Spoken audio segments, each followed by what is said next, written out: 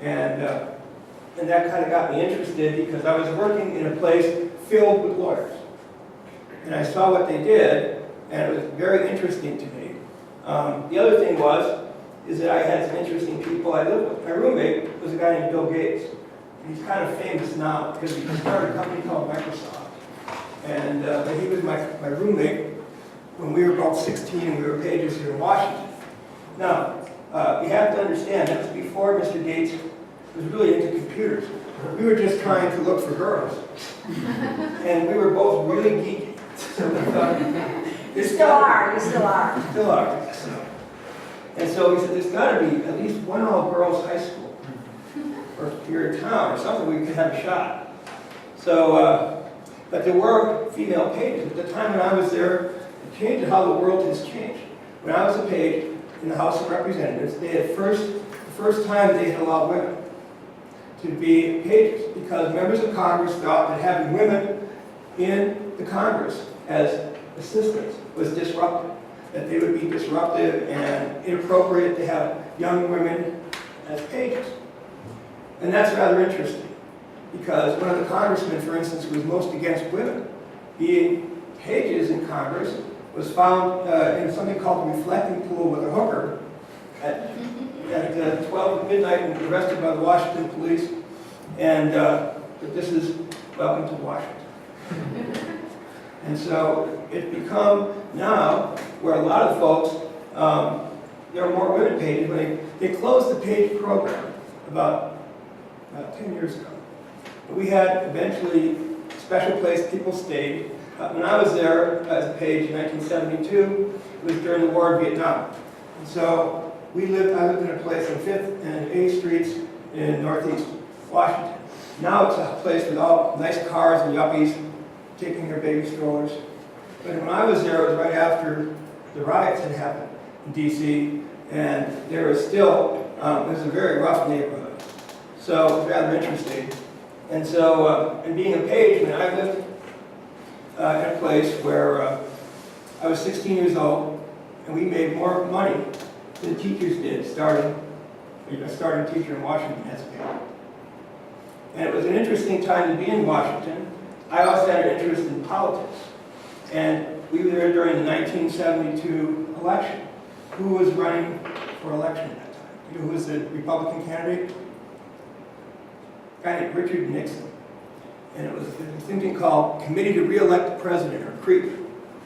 And they did a lot of ads all around Washington, and we would see the people from that side, and then you'd see the people from Democratic candidates at that time. It was George McGovern at the time when I was there. So you saw all these people, and you saw the people coming into Congress. And it's interesting. And you saw how, very interesting, we started having more women congressmen. And we had one lady congressman who was from New York, and her name was Bella Abzug. I don't know if you've ever heard of Bella Abzug. But she was a very strong feminist.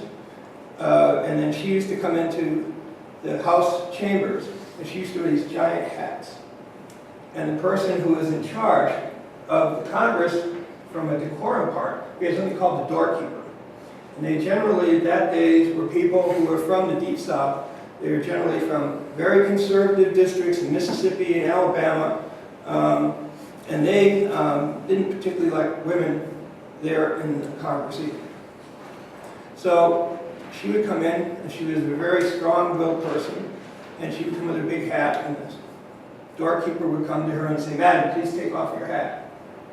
And she'd say, "Shove it, you little weasel." And so that became a different, we started having many more women. And at the time I was there, another woman who ran for president, I'm trying to think, just doing a memory break here, was the first African-American woman who had ever run president of the United States. And we had another guy who had been the mayor of Oakland, California, Ron Dellums. So we had some very interesting folks who were coming into the Congress and shaking things up. And because it was a war, my congressman that I worked for, he was involved in something called the War Powers Act. Anybody know what that is, the War Powers Act? That's saying that Congress can't go to war without Congress coming in and giving permission that the president can't declare war. See, it didn't turn out very well because even though Congress passed that law, they've never invoked it in any of the wars we've had since 1972. So anyhow, so that's kind of where I got started. And so what I'm going to talk to you about today, go to the next slide. Okay.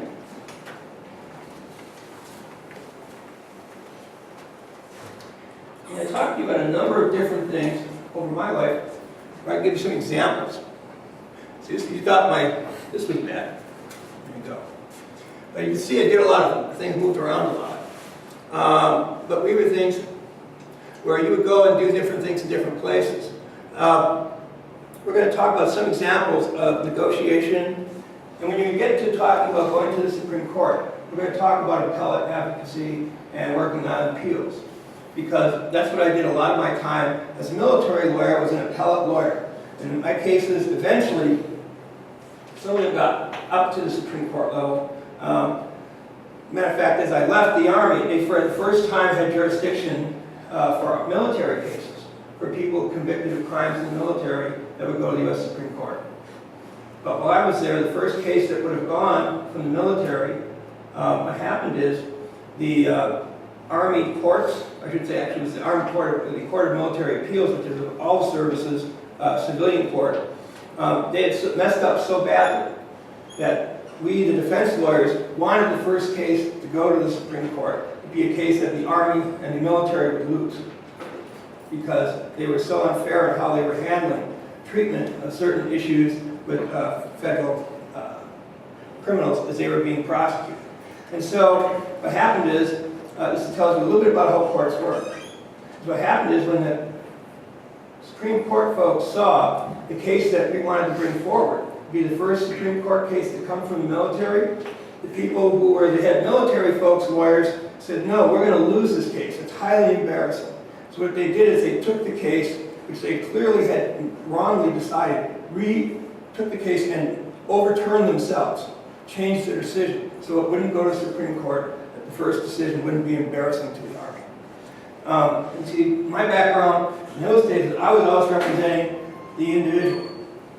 Now, at a younger point in my life, I was a prosecutor, and so I was putting people in prison, and then I was taking them out. So why don't you start with LAIP? I think they would like that. So in law school. Yeah, I'll help guide you through this. Yeah, we'll be going back talking about a long career working with criminals. And for instance, I had one of my clients who Okay, was so first in law school. Yes, I was in law school. I'll help. So it's all jumbled together. So when he was in law school, so help me, Paul. When you were in law school, there was a group that was the legal aid for inmates. And they worked with, people who, when you're an inmate, you don't have any rights. So you're wishing for anybody to give you rights. So there was a program called LAIP, Legal Aid for Inmates. That was run by law students. Okay, so first talk about what it was like going to the prison. This is federal prison. So you went in, you had to go, and they would search you, they put the wands, just like you go to the things here. But they always weren't that careful about some of the lawyers. I worked with one of the law professors, who was a young law professor, and unfortunately, he would come, and sometimes he would bring marijuana with him in his pocket. And then walk through to the prison gates, and they would say, hey, how you doing? And walk out. And when I saw him do that, I would say, are you out of your mind? You get to stay here if they catch you. So no, I'm a law professor, don't ever do it. But we had interesting clients. And for instance, these were people who had already been adjudicated, and they were trying to get out. We had a parole system in those days. So we had people who would go before a U.S. parole board. And one of my most interesting clients was somebody who is an example of the kind of people you get as clients. He was someone during the Vietnam War had enlisted. And he was from a family of folks who were basically criminals from New Jersey. They were folks who were kind of rough people. He joined the Marines, didn't like his drill sergeant, and blew up his drill sergeant's car, and then took off for Canada. And so what happened is, while he was in Canada, he had to make money. And so this person made money, did what? He sold drugs. And so he was kind of not technically legally in Canada. He hadn't formally been a Canadian citizen. But one day, he was arrested. And he was arrested because there's someone that saw him go into somebody's house, this woman's house, and when he came out, shortly after he came out, they found her dead with a lamp cord wrapped around her neck. And so they assumed he had killed her. And so what happened is, my client, this happened in Montreal. What language do people speak in Montreal? French, exactly. So my American client, who's an American citizen, his trial was conducted in French. His lawyer only spoke French. He had nobody who knew what was being said during his entire trial. And they convicted him. Not shockingly. And one thing that didn't help him is that the woman that was strangled happened to have been the daughter of the publisher of the largest newspaper in Montreal. So guess what kind of news coverage his trial got. So what happened is, shortly after, the United States changed the rules about people who had been incarcerated in a prison in Canada, Mexico, and anywhere in South or Central America. And if they had the right to come home, they had to serve their sentence that they had gotten in the other court. But then they were subject to the U.S. Parole Commission, which is what I work with, parole people. And so my client, before he left to come into the United States, there was a major prison riot in a Canadian prison he was at. And basically, because he was considered a murderer, if you know in the prison system, people leave murderers alone.